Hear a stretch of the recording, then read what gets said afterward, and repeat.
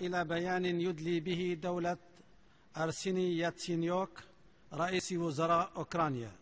أطلب من المراسم اصطحاب دولة رئيس الوزراء.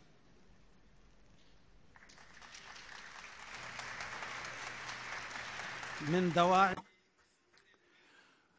C'est un grand plaisir d'accueillir M. Yatsenyuk, Premier ministre de l'Ukraine. Je lui demande de faire sa déclaration.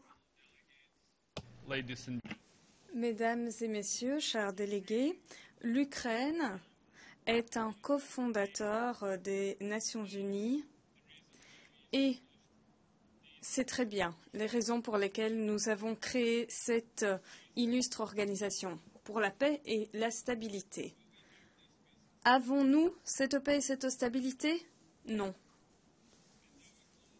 Et notre objectif mondial, c'est de mettre tout en œuvre afin de protéger nos citoyens et d'instaurer la paix dans nos pays. Les objectifs mondiaux aujourd'hui ont bien des composantes. Chacun a parlé de l'EIL, d'Ebola et de l'Ukraine. Très honnêtement, j'aimerais ne pas avoir ce rôle, mais nous sommes un pays qui sait très bien ce que signifie le terrorisme, non pas en parole, mais en acte, dans la pratique. Permettez-moi de vous rappeler l'origine du conflit qui se trame en Ukraine. Est-ce que c'est un conflit national? Non. C'est vrai. Mon pays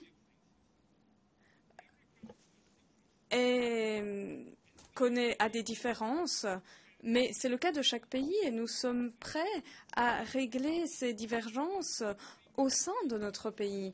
Mais le fait que l'origine du conflit est une invasion menée par la Fédération de Russie, un membre permanent du Conseil de sécurité a violé la Charte des Nations Unies, ce qui est tout à fait inacceptable de la part d'un membre permanent du Conseil de sécurité.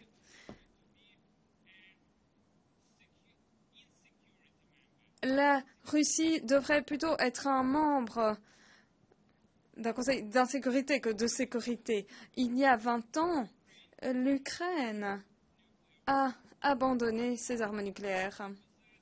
Nous avions le 3e plus grand arsenal au monde, alors que nous avons abandonné notre arsenal. À Budapest, nous avions reçu des garanties d'intégrité territoriale et de souveraineté territoriale. Et la Russie avait signé ce mémorandum et y avait contribué. Au lieu de garanties de sécurité, en 20 ans, nous n'avons que vu des militaires russes sur notre sol. Il semble qu'il soit difficile de convaincre un autre pays d'abandonner la prolifération nucléaire. Nous sommes attachés à notre programme de non-prolifération nucléaire, mais il nous faut des garanties d'intégrité territoriale et de sécurité, ainsi que d'indépendance. Il y a quelques mois, la Fédération de Russie a annexé la Crimée. Un pays membre des Nations Unies, membre permanent du Conseil de sécurité, un pays qui est armé jusqu'aux dents, a tout simplement décidé de s'accaparer d'un territoire de l'Ukraine indépendante.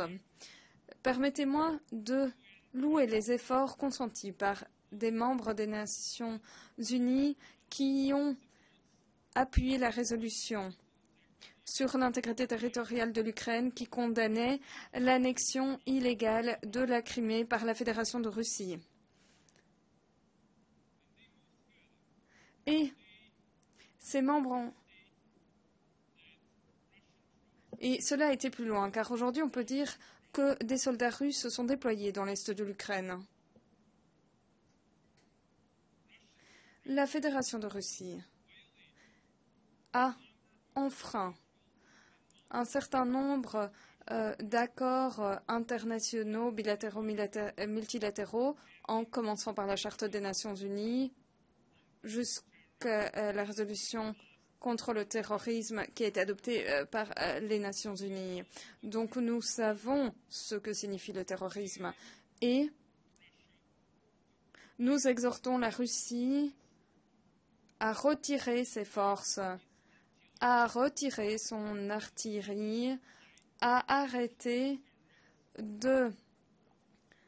d'approvisionner les terroristes guidés par la Russie, de restaurer le contrôle de la frontière et d'engager des véritables pourparlers, des pourparlers de paix. Nous sommes un pays qui a besoin de paix et il est difficile de conclure tout accord de paix face aux armes russes. Je voudrais vous rappeler une catastrophe désastreuse qui s'est produite en raison de l'invasion russe il y a quelques mois. Un vol civil, le MH17. Cet avion a été abattu par une missile sol-air russe et 298 passagers innocents ont péri. L'Ukraine pleure ses morts.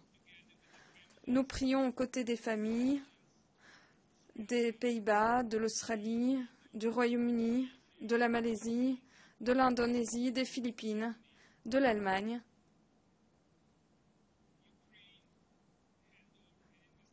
L'Ukraine a demandé à une commission indépendante de mener une enquête menée par les Pays-Bas.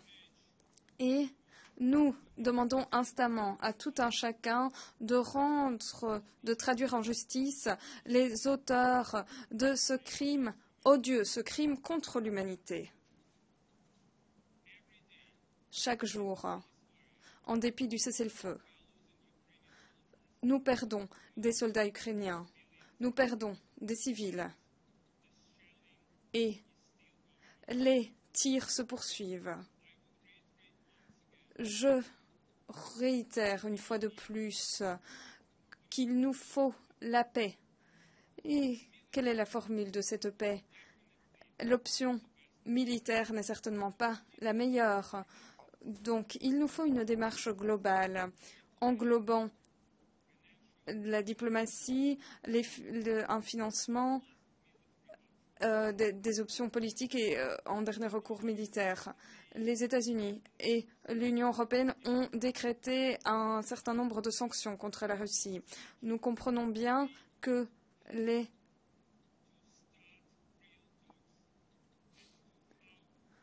sanctions permettront ensuite d'engager des pourparlers et de parvenir à des pourparlers de paix. Nous ne faisons pas confiance aux paroles, nous ne faisons confiance qu'aux actes, qu'aux actions. Une fois de plus, nous renouvelons notre volonté à rétablir l'ordre public.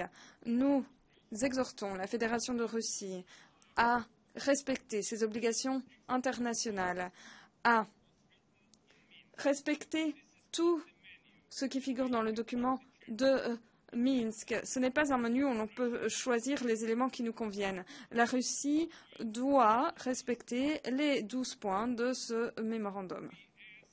Nous demandons à nos partenaires de ne pas abandonner les sanctions tant que l'Ukraine n'aura pas repris le contrôle de l'ensemble de son territoire, en commençant par l'est de l'Ukraine et en terminant par la Crimée. La Crimée a été, est et sera ukrainienne.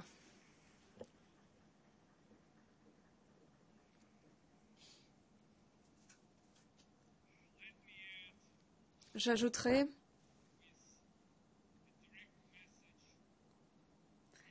un message à transmettre directement au président russe. Monsieur Poutine, vous pouvez gagner la bataille contre les troupes, mais vous n'allez jamais gagner la bataille contre une nation, contre la nation ukrainienne qui est unie. Que Dieu nous aide. Merci.